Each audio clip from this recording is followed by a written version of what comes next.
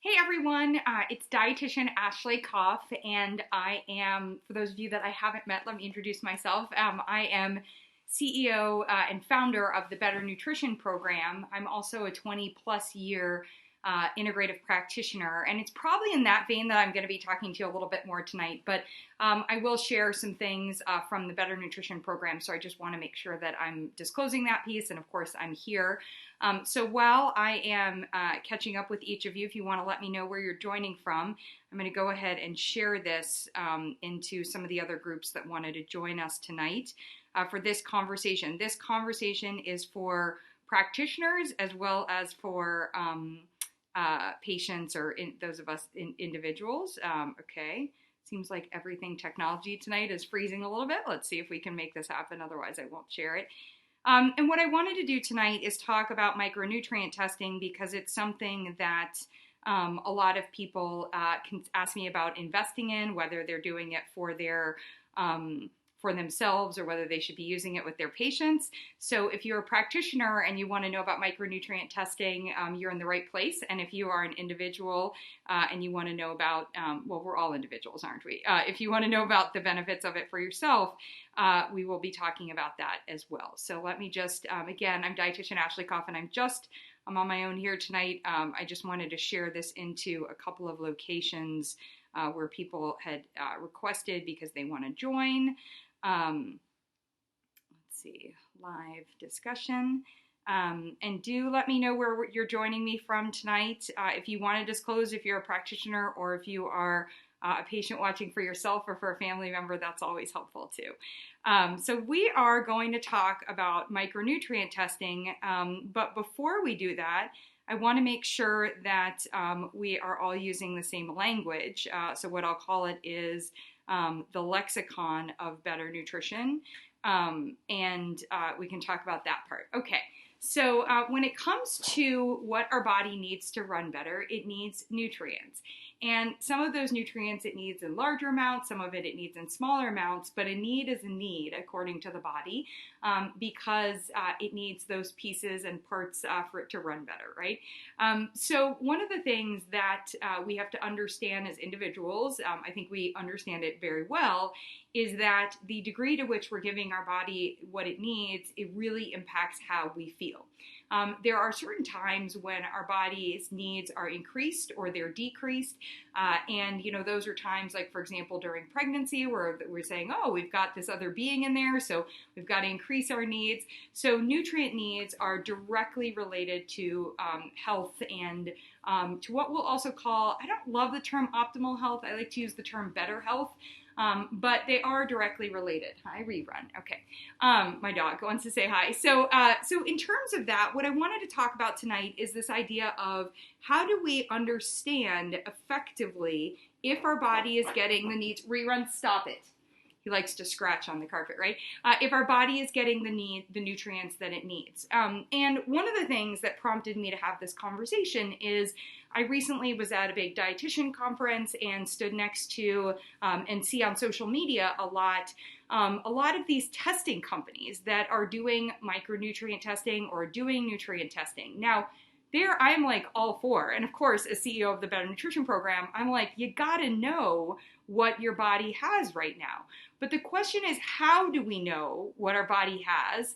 And then also, what do we do in response to that? And that's really what I want to talk about tonight because there are some total scams that are out there, just being super blunt, and things that are somewhere between scam and just not better, because if they test blood, like say your white blood cells or your red blood cells or your urine, and then sell you a supplement or tell you to do something, then they're like, you know, the crazy person that drew my blood told me I had a worm and told me to drink goat's milk for 7 days. And I did do that, by the way. That was back in the 90s. And it didn't get me better, and nor will just taking a supplement in order to address a blood test deficiency. And the reason for that is that it may not be that that blood test may be completely accurate and there could be a deficiency there, but it may not be caused by you not getting in that nutrient. There are other factors, and so we will be discussing all of that as well. All right. So for those of you just joining, I just was getting myself sorted there. I'm dietitian Ashley Koff, and we are going to talk tonight about micronutrient testing. But a lot of what we're going to talk about is actually how we should be thinking about testing and understanding what our body needs in general. So in terms of micronutrients, one may say, what's the difference between a micro and a macronutrient? Well, our macronutrients are things that we need in bigger amounts, right? So carbohydrates, proteins, we'll call those macronutrients, but they're also things that we need more of or that are bigger molecules, things like a calcium, for example. And then there's micronutrient testing. And so there are nutrients that we need smaller amounts of: iodine, copper, zinc, boron. Now, this whole lexicon of nutrition, it's really confusing because what I will see is micronutrient testing that's testing things like calcium and magnesium because they're called micronutrients as compares to carbohydrates, proteins, and fats, which are macronutrients. But then there's also this space within vitamins and minerals of saying like, oh, some of these are bigger and some of these are micro because we only need small amounts of them. So for our purposes today, let's talk about everything other than carbohydrates, proteins, and healthy fats. How do we know if our body is getting enough of these nutrients? And then what is the right response? Well, I'm all for testing blood. I think it's a great thing for us to do. I'm for testing stool. I'm for testing genetics. I'm for testing urine. I'm for testing saliva. Might even be for testing hair, depending on, a lot of things that we can test. But it's in using that information that we have to understand what are we actually getting and what does it mean in terms of developing our recommendations. So one of the things that blood work doesn't tell us is about the health of the rest of the cells outside of the blood. So for example, if we run blood test for magnesium, we're going to find out very importantly about a percentage, maybe a couple percentage points of your overall magnesium needs in the body. Well, that's not going to tell me if you are insufficient in total magnesium needs and if your body's getting enough magnesium to run better. That's super important because magnesium helps to turn off our stress response at the cellular level, which helps us sleep, which helps us poop, which helps us with headaches, which helps us relax muscle tension, which is something like menstrual cramps, muscles, sore muscles after a workout. Oh my gosh, there's so much. Magnesium is even responsible and involved in bone building. It's also involved in sugar metabolism. So we might have enough magnesium in our blood, but we might be insufficient. So my dear friend Mary Purdy, a wonderful dietitian, and I actually did an episode of her podcast on beauty. So if you're interested in skin and beauty nutrition, please listen to that one. She had a great quote in a recent presentation that I just keep quoting, which is, you can be insufficient and not deficient. So that's a really important thing for us to understand because first and foremost, you might come back, you might pay the $400 for micronutrient testing. And yes, $400, and a lot of private insurances will cover some or all of it. But oftentimes other insurances aren't covering it. It's why you're not, when you go into the hospital, it's not necessarily getting drawn if you're healthy. Like if they're, in an emergency situation, they may be drawing it.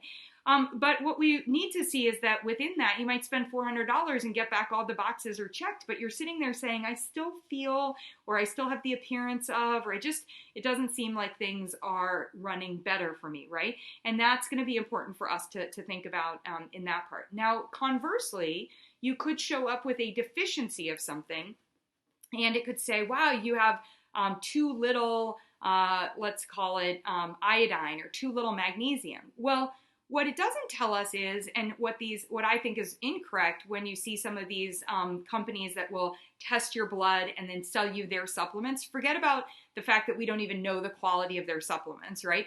And that a lot of times, to me, there's a bit of this, this is less significant, but it does remind me. I don't like, in the case of Monsanto, how they are creating the genetically modified seeds and then also selling the glyphosate that the seeds are resistant to. Like, I think just we should have the testing, and then we should have the practitioner figuring out what the supplement recommendations are in your total nutrition recommendation, and then providing that recommendation. And so anyone who circumvents the practitioner, which I could go on a whole rant about, and I will in a moment, stay tuned, is problematic to me. And the reason is, I get it. Like, all practitioners don't know everything about total nutrition. I'm working very hard to address that at the Better Nutrition Program with our nutrition assessments. You want to say hi? There's Rerun. He just wanted to say hi. And so what we want to think about in that part is, I get this desire like, ooh, if I could just do my health at home by myself. But the issue is there are too many factors. So for example, maybe you're not getting in, maybe you're taking in magnesium, but your body isn't absorbing it. Maybe you're taking in magnesium, but you're taking in a lot more calcium. And so what's happened is your body isn't able to get enough, that balance, to that 1-to-1 balance of magnesium and calcium. Maybe you have a genetic marker that means that you're taking this in, but you're taking it in a form that the body isn't able to use easily. Maybe, there are a lot of maybes, you're going to see this, maybe you're taking in a form, even in a supplement, and it's the wrong form for your system, right? Maybe your digestion, have I said this one before, but I'm going to say it again, maybe your digestion isn't healthy enough. So to the company that tests your blood and sells you a supplement, I say, no, absolutely not. Likewise, I also say to the company that does genetic testing and sells you a food plan, absolutely not. Because at the end of the day, what we need to know is to figure out what your body needs. So part of the testing is going to be helpful in that part. And then we want to figure out the total nutrition plan, what goes in and on your body most often, and how that is going to deliver what your body needs. So the issue, my friends, is that, and I'm seeing this just way too often, and I want to make sure if anyone's got questions, that you're able to ask your questions. Go ahead. I might be on a rant, but I'm happy to stop and answer your questions. The issue here is that with micronutrient testing, it can be absolutely one of the most amazing things that a practitioner can do. I'm so pleased that micronutrient testing exists. And one of the great things about micronutrient testing, and it tests your red blood cells, your white blood cells to see how the body is using these things, even can look at your immune response, and we can dive deeper into this information. But it doesn't tell us root cause. And that is what a practitioner, that's what somebody like myself, somebody like all the practitioners in our Better Nutrition Program, that's what they do, right? They get in there. I just want to make sure it's not emergency. So I think in terms of the, figuring that whole piece out, we've got to make sure that we understand the root cause. Because if you buy one of these micronutrient tests, or practitioners, if you super lazy, and yes, I'm calling you lazy if you do this, let your patient test their blood and spew out a supplement recommendation, you actually may make them worse, not better, right? Which is super lazy. And it could mask something that it needs to be addressed. So long term, they could be in a worse situation. So the reason that I bring this up is there is a way to do this all better, but I've been super, super frustrated by quizzes, online quizzes that ask you a few questions. They might ask you 30 questions, so it might not even be a few. You might be like, I'm getting there, I'm getting there. Who are you? What do you like? What kind of eating do you do? Oh, I'm a vegetarian or I'm a vegan. And I'm between the ages of 30 and 50, and I'm female, and I like to run. And then they'll be like, ooh, B12 and iron. Really? Really? B12 and iron? Now, if you had a micronutrient test, you could find out if you had a general blood test, we might be able to figure out, we'll see what your B12 stores are like. But just because you're vegan doesn't mean you need a supplement of iron. It means that we need to assess your total iron intake and figure it out. Just because you're vegan today, just because you were pregnant 5 years ago, just because any of these things, it doesn't tell us about your nutrient needs. So, yes to testing your blood or your blood, yes to testing hormones, yes to testing like all of these different things, but no to spewing out a specific supplement recommendation. And the ones that don't even run a test and they're just asking you quizzes and then they're sending you personalized supplement recommendations. Oh, those are some of my favorites, right? How personal are they? Let me be super clear. I have my clients do a bullseye exercise. sometimes we realize that we're not playing great darts with our health, right? Because when we do the bullseye exercise, out here is you don't know me at all. And then we get in a little closer, like you may know one part of me. Ooh, you may know a couple of parts about me. Ooh, you really know me and you know me today and you know my health, right? Well, let me tell you, most of these programs that you can buy online or that practitioners might even recommend online are in that outer space or that second tier. They might ask a couple of questions. They are not better. Now, practitioners need to get better.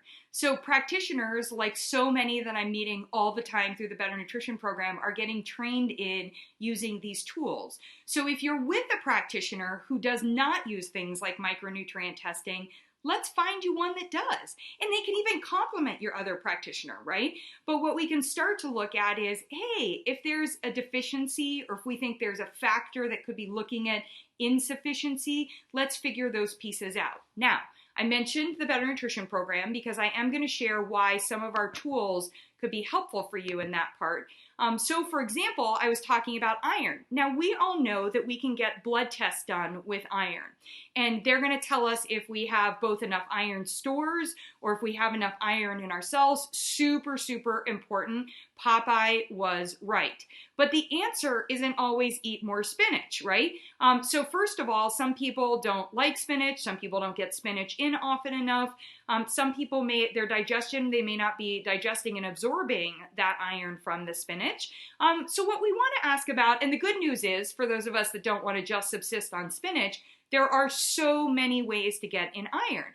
So one of the things that we can do is assess from a food standpoint, where are we getting in iron? Like I happen to love pumpkin seeds and cashew seeds, or cashews and sesame seeds, so that part's going to be great. Now I might be adding iron, and there could be iron that's coming in naturally. Like hemp seeds are a really good source of iron. So if I've got a hemp protein powder, it could have iron in there, and I want to read it will have iron in there if it really has hemp. So I want to make sure that I know if I'm getting in iron. So adding to my food part, I can also see supplementally where am I taking in iron. Then I need to ask the questions about me. Now you should be doing this regardless of whether or not you're doing a blood test. Why? This is going to help us know if you're insufficient, if you're tired, if you're worried about your hair, skin, and nails, if you are working out and you feel like you're not getting through your HIIT workout at the same pace, like these sorts of things. They may be affecting your iron stores, even though you may have an appropriate amount, because there's also a nice little range, right, on the lab work. And so we want to know that part, and your practitioner should know that part. So you can actually fill this out and share it with your practitioner, or if you're a practitioner that's watching, you can get the shop of tools and you can be using these with all of your patients. And you guys and gals can fill this out ahead of time so that you get this information all together and you go in, because it's not so much that doctors don't know about nutrition. That may be a factor, but your doctor not knowing about your nutrition is 100% your fault. Or said differently, your responsibility. This is where I get on that high horse as a dietitian and a practitioner and a daughter of and sister of doctors. They do know about nutrition, but it's your responsibility to share with them your total nutrition so that they can help you build that total nutrition plan. So this is going to help us understand how much am I getting in and in what forms, because then if I'm deficient or at risk for insufficiency or for suspecting insufficiency, then I can make a better recommendation. And what recommendation do I make? Let me move away from iodine. I was going to show you that one. Let me come over here to, there we go. Then I can make delicious recommendations. Just ignore the iodine. Hold on. Oh, there we go. I see what I'm doing here. We do that. It's so pretty though, that picture. So what we can do then is we can figure out all these ways to make it deliciously easy to meet iron needs in a day. It's pumpkin chia pudding time. Like you could be doing that, and you can add, salt. You can add nuts and seeds on top of things, and that's going to add iron. You could have a trail mix that's going to deliver iron. You could do a bowl. We all know how popular bowls are. You could have overnight oats and get in iron. You could do salmon salad, even truffles, and you could be getting in iron. So the good news is it should be deliciously easy. And that means that you don't have to do the supplement on that part. unless it turns out that digestively we're not absorbing enough of it, or you just don't eat any of those foods. So let me stop there just to see if I have any questions popping up. Oh, I'm doing all this myself. Let me go to, there we go. Hold on one sec. Here we go. And I'll come back to you guys here. Okay. So in terms of understanding why it's so important to not just take a blood test and make a supplement recommendation. Give me a clap or a thumbs up or a heart. Yeah, thank you. If we're getting through on that part, because that is so critical. Likewise, my dear friends, if you want to understand what supplements you should take, one, your supplements should be supplemental. They should be part of your total nutrition plan. You should not be taking online quizzes and buying supplements. You just should not be doing that. I am going to say that out loud. You should not be doing that. Because if you are doing that without understanding what your food is also delivering, you have the potential to not just have taken the wrong supplements, but to actually have them be harmful. So I had a client that was taking in too much calcium. Calcium builds arterial plaque. He was taking it in as a supplement. Calcium it builds arterial plaque, right? And he was worried about his bone health because he had stopped drinking milk. Well, guess what? When he stopped drinking milk, he started drinking almond milk. The almond milk that he was drinking is fortified with calcium, 50% more calcium. Guess what? He actually historically only had a little milk in his coffee. He now is having almond milk in a smoothie because he's on this health kick and he's doing smoothies. He was having almond milk in his coffee. And there was one other thing. I'm trying to remember what else he was having almond milk in. He was having almond milk in like a cereal muesli, like that kind of thing, right? So he was actually getting in more calcium now that he's not having dairy, and he added a calcium supplement. So worried about his heart health already, that for me from an arterial plaque standpoint, taking in a form of calcium that I didn't like for him, poor quality, because he just bought it at the grocery store. And then also was one that he... And then what was happening was a lot of stress in his life, and Lisa, absolutely, a kidney stone could happen. All of these different things could happen, right? But one of the things he started having he was sleeping worse, and he also had muscle contraction issues, like muscle aches, right? Contraction. And he was not getting in enough magnesium. Well, good luck getting in enough magnesium as you're going sky high on your calcium intake, and the magnesium's like, dude, I need to catch up. Like, sure, I'd be eating chocolate all day to get enough magnesium, or I'd have to start taking more of a magnesium supplement, which actually could throw my digestion off if I'm taking too much of it, etc.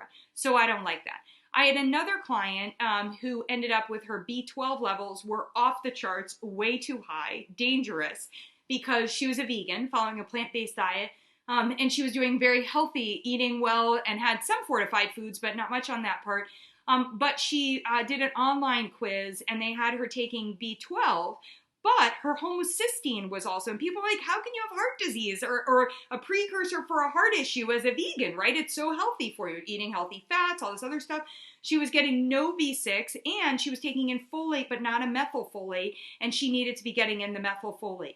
So the problem is these online quizzes are not a replacement for me and my colleagues. It's just point blank. If you are going to spend the money on supplements, and I recommend that you do as a way to get in your total nutrition, first, have your nutrition assessed using these total nutrition forms as we're going through, using micronutrient testing, using other forms of testing, biometrics, all this other stuff. If you're an athlete, use our athlete evaluation. If you're worried about heart health, use our heart health evaluation. We have this amazing eye evaluation. If you're worried like I am about macular degeneration, I went in there. You know why I took that quiz and why I actually had that quiz created? Totally for myself, completely self-serving.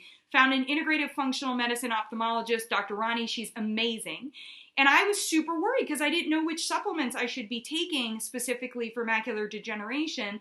But I also wanted to know, are there any things lifestyle-wise that I could be doing? Well, it turns out a lot of things that are good for the eyes are good for the rest of our metabolic function in the body. And the reason is because the eye, the tissue and everything going on there, the nerves, etc., they're moving really quickly, a lot of turnover.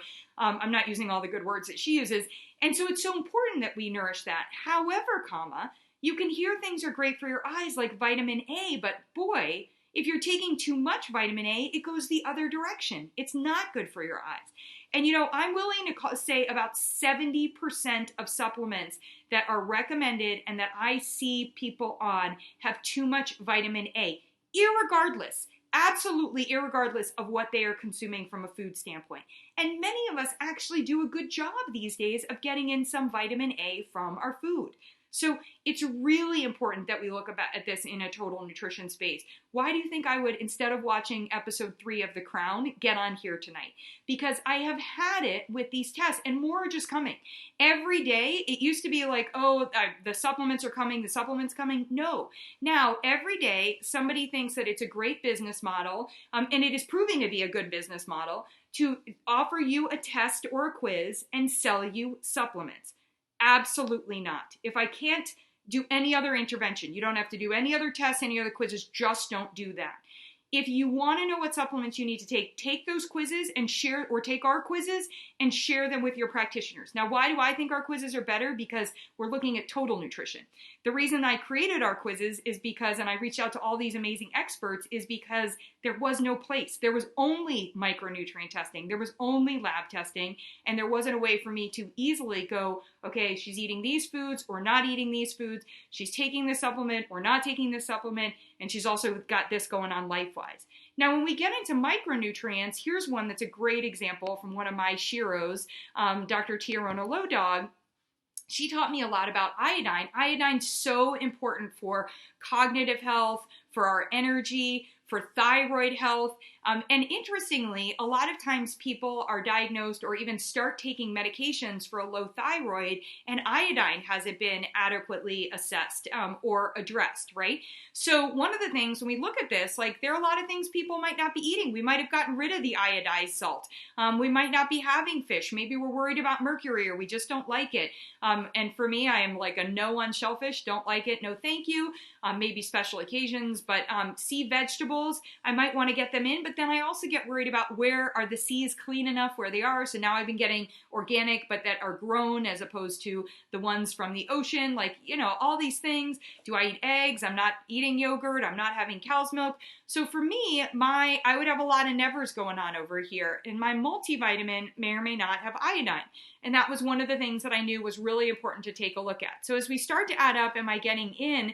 And you can see also too, a serving of iodine to meet 150 micrograms, tiny amount, would be 4 eggs. Well, I don't want anyone eating 4 eggs in a day. Okay, maybe The Rock, but still, I don't feel like I want him eating 4 eggs in a day. And so, like in terms of iodized salt, 1.5 teaspoons, right? So it's actually a lot on that part. And then maybe we have other things going on in our life. Maybe we drink tap water. I'm glad you're drinking water. Maybe we drink sodas. Maybe we smoked or we currently smoke. Maybe we have reduced our salt intake. A lot of these things, and they're going to actually tell us a lot about the potential issues with our iodine intake. Are you breastfeeding? Do you have something going on with your thyroid? A rheumatology issue going on? Are you obese or overweight? Those are just BMI, so that doesn't tell me really anything about your health. That's just your height for your weight. But if we know those things about you, then we can look at for your height or weight, then I can start to understand why. Because you could be obese or overweight, and oh, by the way, be incredibly healthy and have great muscle mass. And so or you could be incredibly healthy or muscle mass, etc. I'm not there. It's not a judgment there, but it is going to tell me information about our iodine. And you're absolutely right on the fish, Lisa. It is such a sad, challenging issue in terms of finding out, how do we get in better for you fish? And I'll come back to that in a second on that part. Skin issues. These things are all going to tell me about your potential iodine needs. Remember, you can be insufficient without being deficient. And then it's also going to tell us certain things about where we could be looking to get iodine in from. One of the things that we want to be thinking about, and you can see we actually need to get in a good amount of, now in micrograms, but a lot of micrograms, right? So we do need to be getting that in. But there are things that could be sources of perchlorate. And you also need to check your local water report, especially if you guys are in a neighborhood and you know a lot of people who are hypothyroid. It may be worth teaming up or just somebody going online and getting your local water report. Because if you've got perchlorate in there, that could be something that could be preventing the absorption, like fluoride or bromine, which could interfere with the body's usage of iodine. So we really want to understand what could be a factor there. Digestion could be a factor there, availability, and then other chemicals that are coming in.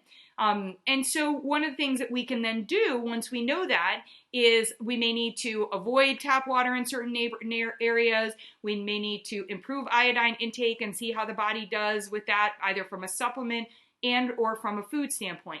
And you guys, it's deliciously easy. We actually combine all of the trace nutrients because we're showing how easy it is to meet your needs for chromium, which is one of the ones that micronutrient testing could tell, and then they might spew out that you need a supplement.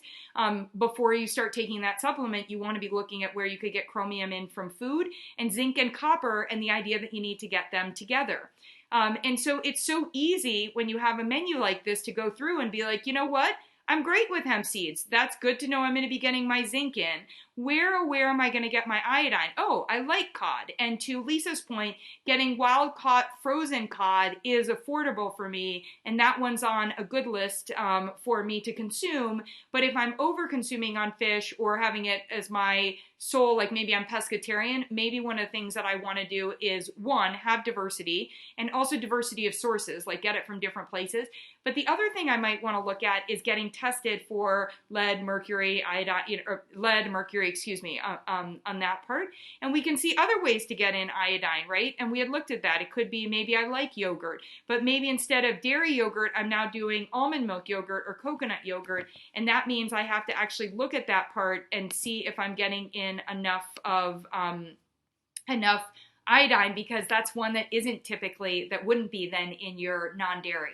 So you can see how, as we start to look at total nutrition and assess total nutrition, you can probably also understand why I decided to give up what I was doing and start a company that actually helps us assess total nutrition, because I was going crazy seeing everybody take these different lab tests and just get supplement recommendations or make significant food changes based on them. So what have we learned tonight? Testing is awesome. There are all these amazing ways that we can test nutrient levels in the body. They will tell us part of the story, and they deserve interpretation by a qualified practitioner who can look at the total story. And your total story is your total nutrition, influenced also by your lifestyle, preferences, choices, needs, these sorts of things, your behaviors. Because if I live somewhere where I'm sweating all the time, like it's hot, all of these things, that's going to be an important thing for me to look at as well. Do I trust Whole Foods rating system or for fish, their farm fish or practice? You know, Lisa, I would have to look. I have not checked back on what Whole Foods is using since the Amazon acquisition, and I don't know if they changed. I think at one point they were using the Monterey Bay Aquarium, and I like that one. You know, we're in a better, not perfect area. There's also the Vancouver Aquarium and their assessments, and I think directionally those can be good options. But don't forget, even though Whole Foods may be showing you that over in their fresh or their fresh from frozen section, go to the frozen area. And there are great brands that are doing really good work with both farming and trying to farm it better. So, you know, to throw out all farmed fish in one batch is a mistake, but to also just accept that all farmed fish is good and better is also a mistake. I really just look at them as separate beings, because when an animal is like eating in the wild and raised in the wild, and you know, what it's taking in and how it's living out its days and what it's doing is totally different than if an animal is domesticated and is at home and is getting fed several times a day, etc.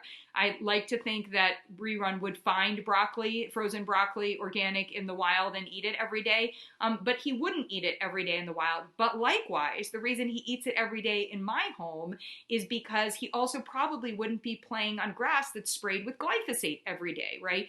So for me, it's like, okay, I don't even know if dogs' bodies, if their detoxification system works the same way that ours does, but he's 12 and a half and healthy, and so I'm feeling, knock wood, I feel like that, you know, part is what I put my trust in. So when I look at a rating, which is a long answer, when I look at a rating for that piece, I take guidance from what experts are looking at. Now, one of the things to understand is that many systems today are ranking for sustainability. That's really important because we want to make sure that if we have fish today, our grandchildren, our great-grandchildren also have fish available, and the way we're treating waters today, that just may not happen. We may not have healthy water available. I'm not going to go down into a sad place I'm not going to go down that rabbit's hole. But so I think sustainability is really important. A lot of times sustainability doesn't tell you about physical health and doesn't necessarily tell you about what could be better for you from a physical standpoint today. So we have to evaluate those two things. Lisa was saying they have that one, but were trying to tell me their practices, farms they run, and I wasn't sure about that. Yeah, I'm always a little bit skeptical when, I like third-party stuff. So I think the people who work at Whole Foods pretty well intentioned, but I think of them also like a waiter. I was a waiter, and I wanted people to enjoy their meal and get something, but I also a lot of times wanted to move the table along. And so I'd be like, okay, great. Like, oh, maybe it had that in there. It was in the back. It was a small amount. I hope that I never gave anybody, didn't pay attention to allergies. When I was a waiter, we weren't dealing with food allergies the way that we are today, which tells us a lot about how we've been treating our food and what we've been doing to it. But I think on that front, Lisa, I'm with you. I think I would stick with the third party. And that is why I go over to the frozen section. And I also go over quite often to companies that are selling, like I love Vital Choice and some of these others that are selling direct to consumer where I trust what their process has been. And it's something that I've also looked into and vetted. So what we learned tonight is that testing can be amazing. But what the results of the testing and quizzes and online quizzes should not be that you should buy a supplement. I just can't say that enough. It probably shouldn't even be that you should buy one specific food or one specific makeup, but at the end of the day, or skincare or something like that. Because all these things are what go in and on you most often, and we want them to work in totality for better total nutrition. So that would be my bias. But I come out in favor of micronutrient testing. There's, there's Genova, there's, trying to think, SpectraCell, of course. So there are a number of these. And so if your practitioner is recommending them, and if your insurance covers it, or you're okay to be out of pocket, or maybe you have an HSA, or it's tax deductible because you work for yourself, or whatever the situation, it can provide some really good information. Now, I want to conclude with, if your digestion is not better, all of this is bunk. There's no chance that the body can be absorbing or doing anything with nutrition that we're taking in the nutrients and allocating and sending them where they need to go. So if you're coming to your practitioner or you're going online and starting to take one of these quizzes and you're bloated and you're farting and things are going in the wrong way, or your poop is pellets, or things smell funny, or you notice bags under your eyes, white bumps on your arms, breakouts on your butt, breakouts on your back, breakouts, all of this stuff that is telling me about your digestion, then do not spend any money or time on these assessments until you've tuned up your digestion working with your practitioner. That is going to be something that is just so critical. Otherwise, you are just wasting time and money on that part. And it's a delay of game because you're going to go and find out that your body doesn't have enough, is either insufficient or deficient in some of these things. And what's it going to tell you? Well, to go take those things in. Well, you're going to take them in if your body can't absorb them and isn't absorbing and allocating them well. In the best case scenario, you're just not going to get better. In a not great scenario, you're going to get worse, or you're going to mask a problem. So I said it, they're bunk. Key takeaways. If you would like to learn anything more about the Better Nutrition Program, you can head to thebetternutritionprogram.com. If you are looking for practitioners who are using the tools and can help you, head over to the patient resources, which is where our practitioner network is, which could be a little bit confusing. If you are a practitioner, head over to the practitioner section and you can see where our shop of tools are and you can learn more about using them. You can also join me. We have the Better Nutrition Program group and the Better Nutrition Program provider group. So providers go to the provider group and non-providers go to the program group.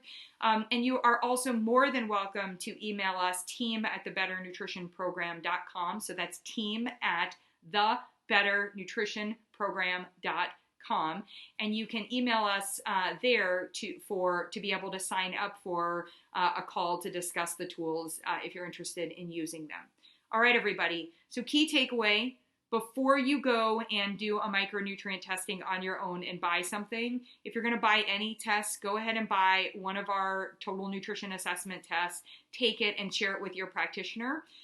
If you are going to make any interventions based on micronutrient testing and you're going to do it, or any testing on your own, the answer is please do not do it from a supplement. At least do it from food, because I know that's going to be less dangerous or less harmful for you on that part. And I'm sure you'll get in some good nutrition and probably enjoy it that way.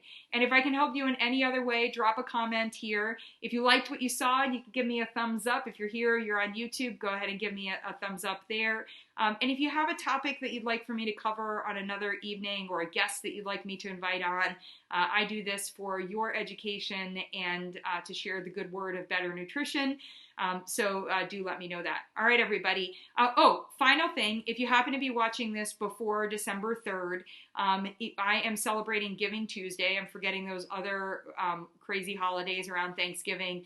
And we are donating half of all of our proceeds, half of all the sales of any nutrition tools or gift cards to World Central Kitchen. You do not have to purchase anything. You could also just spend any money that you have available and donate to World Central Kitchen, because they are doing such amazing work for people like all of our neighbors who are dealing with these massive disasters that we're probably all causing, and on many degrees causing, if not somewhat just Mother Nature showing her anger or her force. And so they go in and they don't just, which is great too, to deliver, canned foods and things like that. But what they do is they also go in local communities and try to serve local favorites. So that's chef driven. So it's just a next level. It's such an incredible organization. So World Central Kitchen, if you want to purchase through us, then half of your proceeds go. And if you want, or half of the sales go to World Central Kitchen. And if you want to just go donate to them, thank you. And by the way, as you saw on my social media this week here, giving is actually great for your health. It lowers blood pressure. So it turns out you don't need a supplement for that. You could just give or get the potassium evaluation and find out if you're getting enough potassium or magnesium, which is one of the reasons that your blood pressure could need some support nutritionally. All right, everybody, have a great one. I think I got through everyone's questions. Thank you, Lisa. Lively and super appreciate that. And I feel you definitely on the fish front. All right, everybody, have a good one. Bye.